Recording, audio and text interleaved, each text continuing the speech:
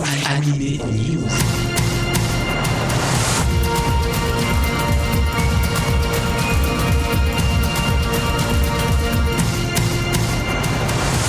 Salut à tous, c'est Alex sur Generic Kids et c'est l'heure d'Anime News, c'est votre flash d'infos avec l'animation japonaise et le manga.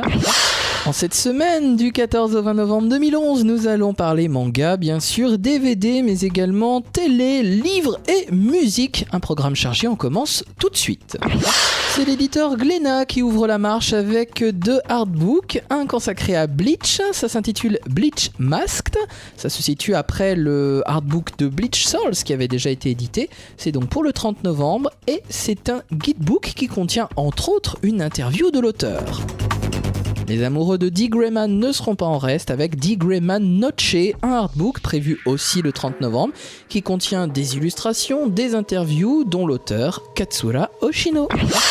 Nous restons dans les livres, mais ce n'est plus un artbook, cette fois-ci c'est une biographie, elle est non officielle, elle est rédigée par Olivier Richard et elle est consacrée à Monsieur Akira Toriyama. Si vous souhaitez connaître en détail la vie et l'ascension de l'auteur de Dragon Ball et de Dr Slump, plongez-vous donc dans cette biographie signée Olivier Richard. C'est aux éditions 12 bis, elle est publiée depuis début novembre.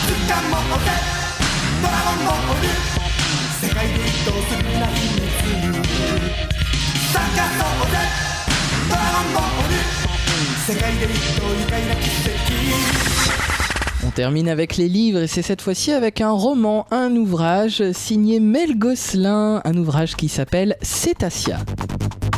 Si vous aimez les grandes aventures à la Jules Verne, si vous avez aimé Nadia le secret de l'eau bleue et puis tout simplement la Japanimation, les séries des années 80-90, je vous conseille vivement de vous plonger dans Cétacea.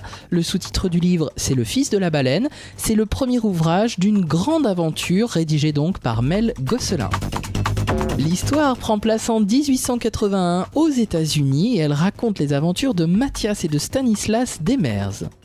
Ils sont jumeaux et ne sont pas riches, ils survivent dans des conditions difficiles et ils font un jour la connaissance d'Herman Melville, l'auteur de Moby Dick. Celui-ci est persuadé que les dauphins, les cachalots, tous les cétacés sont doués d'intelligence, d'une intelligence égale à celle des êtres humains et qu'ils sont issus d'une société appelée Cétacea. Cette rencontre est donc le point de départ d'une aventure fabuleuse qui va s'offrir à Mathias et Stanislas. Si vous voulez en savoir plus, je vous conseille vivement de dévorer Cétacea. C'est un roman captivant, vous pouvez vous le procurer aux publications L'Avantage, c'est publié au Canada.